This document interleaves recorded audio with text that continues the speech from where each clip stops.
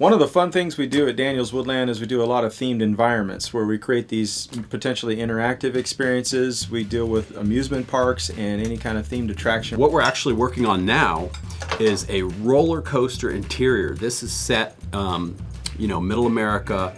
It is a haunted sawmill that's been closed for many years.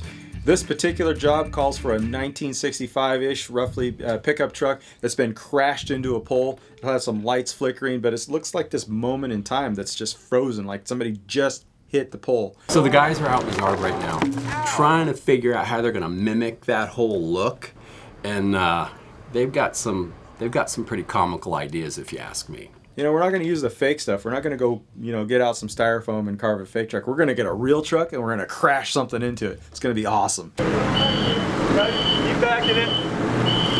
We found this in the log deck this morning. It's heavy, it's wet, and it should smash the hell out of this truck.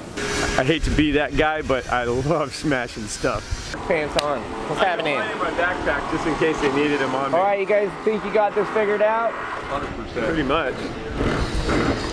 Because we've been taking bets up in the office. CJ and Ronnie, for some reason, think that log won't dent this thing. Of course they do. And I'm like, of course they don't think they will be. It's sheet metal in the air. We're not smashing the whole truck. So here's my prediction. I don't want to sound negative, but normally you got a 5,000-pound truck that would hit a telephone pole 30 miles an hour, so you got about 15,000 pounds of force. Okay. We've got a 500-600-pound log hitting the truck. It's not going to be at 30 miles an hour. Pretty much think it's going to hit it. There's going to be a little dent. We're going to have to hit it a little harder. I don't know how fast that log's going to be going, but I think it's going to be an underwhelming impact. X marks the spot right here of where we need this. This is our calibration mark for this log to hit. Get that all in there with the blaster. Make sure you get the swivel here because we want this to be able to swivel nice. That sticks sometimes. Got her. That's nice. Going off. Ow!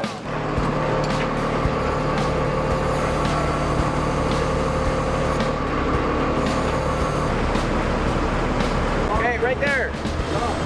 So the equal amount of momentum of that truck going 20 miles an hour hitting a solid post, that's 400 pounds, that log would have to be going 200 miles an hour when it hits that truck. That's what the math says, but the redneck engineering says no. Go!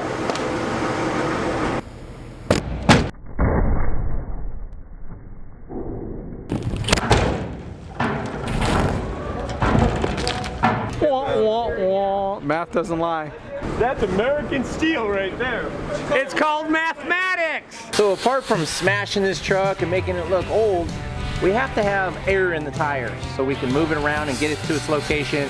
That way people can walk around it and all that. So we gotta get rid of this old junky tire. But by the looks of things, I don't think those lug nuts have been undone since the 60s. Well, that ain't happening. So, see if I can't make life a little easier here.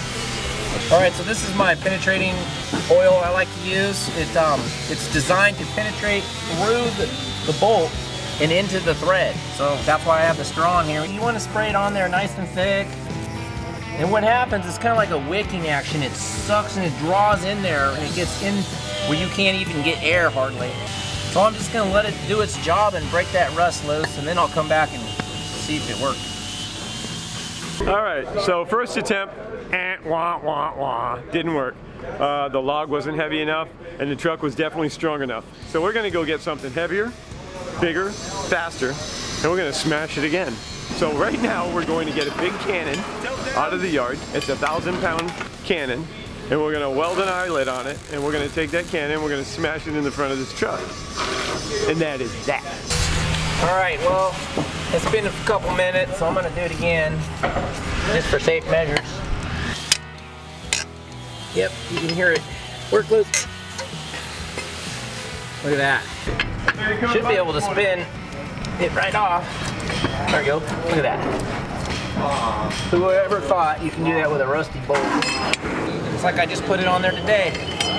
That's pretty amazing. If you look, that oil's all the way down every thread. All right, well that made life a lot easier. So that's one corner down. I got 3 more to go.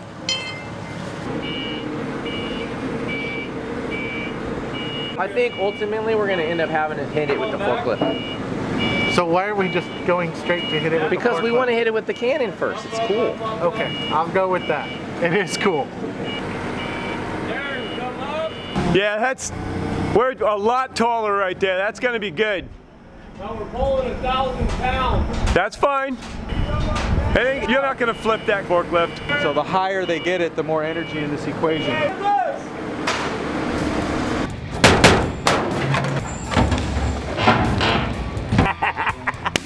Not every day you get to hit the truck with a cannon. So you guys remember, if you leave your car here overnight and you park it in our way, you just might get hit by a cannon. We're not going to tow anybody away. No, we won't tow it. It'll still be here when you get back. That's actually perfect. That's awesome. That's exactly what we wanted to do.